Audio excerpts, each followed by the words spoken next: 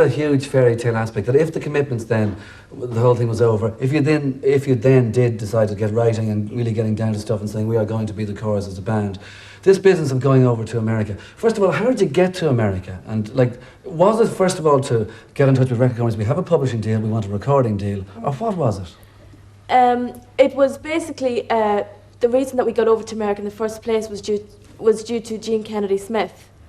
We were actually playing in Whelan's in Dublin, and she came to one of our gigs. The American ambassador to Ireland came to Whelan's. This sounds right. very odd because Bill Whelan knew her and invited her along, and we never thought that she'd arrive to a small venue like Whelan's. One of Ireland's most respected industry figures, yeah. And she arrived and she loved it, and so she invited us there to play in the John F. Kennedy Library, and we went out there and we did that. And after doing that, we decided that, well, John had already made a few connections within the music industry, and we decided that we'd go and visit record companies and see if we could get a deal. Yeah, because they'd already heard our tape, because John had been over and back to America, but we'd never been. So this was the opportunity for them to see us, because you don't really get signed unless they see you and they can hear you play and see your potential, because otherwise you're just another tape in the bin, really. And they all said, yeah, great, but they didn't really sort of give you a dotted line to sign. There was some that seemed very, very interesting.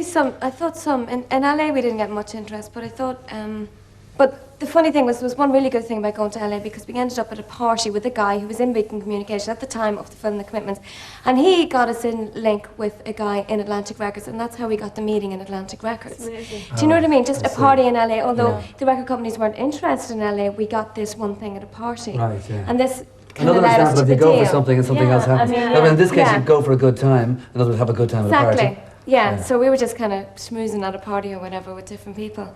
And if only for that we wouldn't have met the right man, you know. Okay, but now the right man here is obviously one of the biggest names in the history of the recorded music industry the last 20 years. 12 Grammys to his name. We're talking Madonna, Michael Jackson, etc. The guy's name is David Foster.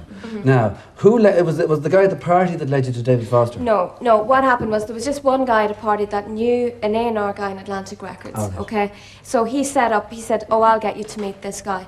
This guy fobbed the meeting off on another guy in Atlantic Records. He didn't take the meeting, and then this guy Jason Flom, A&R in Atlantic, took a meeting with us, listened to our tape and loved it. This was the first guy that we could see really genuinely liked it. And then he said, I would love you to meet with David Foster, because David Foster was, and I think maybe still is, in-house producer with Atlantic Records, so he's contracted to produce a certain amount of albums or songs on Atlantic Records every year. So he says, I'd love you to meet with him, but David was working with Michael Jackson in the Hit Factory and we couldn't get a meeting.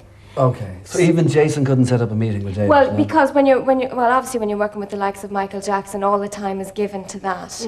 Okay, you know. But at that stage, I mean, was there any knowledge with you of the fact that this guy David Foster was going to set up his own label, and that therefore there could be any in here? No, you couldn't know that. We were very, to be honest, naive. Big time. Very, very naive. I mean, we walked into the Hit Factory, and I think that we didn't know his discography. We knew obviously he's working with Michael Jackson, but it didn't home in. It didn't go in that we could actually potentially be meeting our producer, or that this could be a major record deal for us. We didn't know. I mean, that's the good thing. That was crucial points in your life you don't realise that they're so crucial. So in other words, like one of the biggest sort of aspects of the success of the Corrs was, in this case, once again, maybe your naivety. If you had been more professional about it, say, listen, we're not going to call down to your man David Foster if we can't get a meeting.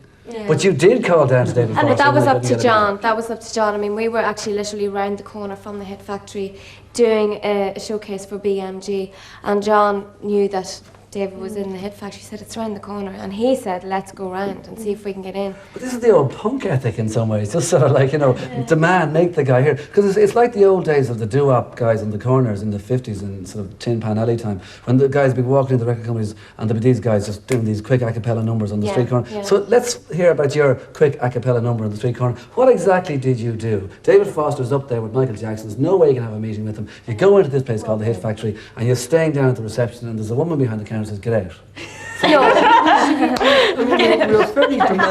It's your last day in New York too. It's like the flight's tomorrow. Let's do something today. So what was the something you actually did?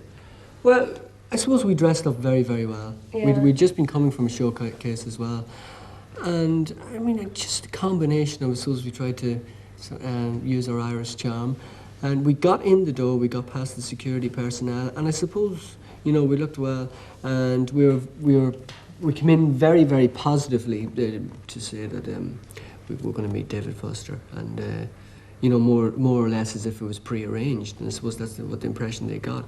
So, like, sure enough, they told him about it. He came down about 15 minutes later and saw us there, and all right, he'd heard about us from Jason Flom, the A&R man in Atlantic Records, so he allowed us to come upstairs with him. He suggested we go upstairs, and we played one of our demos, Love to Love You, for him. It was really up to John. I mean, I don't even, like, I remember walking through the doors, but I don't know how we actually got in.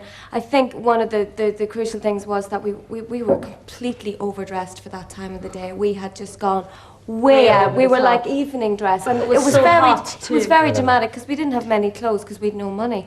So seriously, we didn't. So we were in the one outfit, wearing it day in, day out for 2 weeks. And it was really dramatic, and then we'd all the instruments with us. So I think that maybe they were kind of thinking, oh, well, these look quite important. Maybe, you know, if we don't let them in, we could get in trouble. Do you know what I mean?